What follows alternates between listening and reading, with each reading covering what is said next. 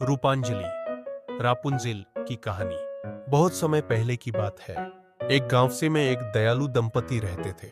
उनकी कोई संतान नहीं थी। उनके घर के पास एक जादुई बाग था जिसमें तरह तरह के फूल और फल लगे थे। यह बाग एक दुष्ट जादूगरनी का था। एक दिन जब पत्नी को बाग में उग रही हरी सब्जी रापुंज़ेल खाने की इच्छा हुई तो पति चुपके से बाग में गया और सब्जी तोड़ लाया।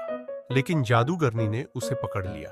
उसने कहा, अगर तुम्हें यह सब्जी चाहिए तो तुम्हें अपना बच्चा मुझे देना होगा। डर के मारे पति ने हां कर दी। जब बच्ची पैदा हुई तो जादूगरनी उसे ले गई और उसका नाम रापुंज़ेल रखा। वह बहुत सुंदर थी और उसके लंबे सुनहरे बाल थे। जादूगरनी ने उसे एक ऊंचे टावर में बंद कर दिया जहां कोई दरवाजा या सीढ़ी नहीं थी। जब भी जादूगरनी को अंदर जाना होता वह कहती, रापुंज़ेल अपने बाल नीचे छोड़ दो। रापुंज़ेल अपने लंबे बाल नीचे कर देती और जादूगरनी उन पर चढ़कर ऊपर जाती। एक दिन एक राजकुमार वहां से गुजरा और उसने यह देखा। जब जादूगरनी चली गई तो उसने भी कहा, रापुंज़ेल अपने बाल नीचे छोड़ दो।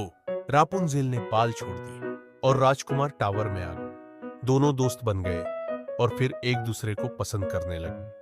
जब जादूगरनी को यह पता चला तो वह बहुत गुस्सा हुई। उसने रापुंज़ेल के बाल काट दिए और उसे एक दूर जंगल में छोड़ दिया। फिर जब राजकुमार टावर में आया तो जादूगरनी ने उसे धक्का दे दिया। राजकुमार की आंखों में चोट लगी और वह अंधा हो गया। राजकुमार जंगल में भटकने लगा। एक दिन वह उसी जगह पहुंचा जहां रापुंज़ेल थी। जैसे ही उसने उसकी आवाज सुनी वह उसकी ओर बढ़ा।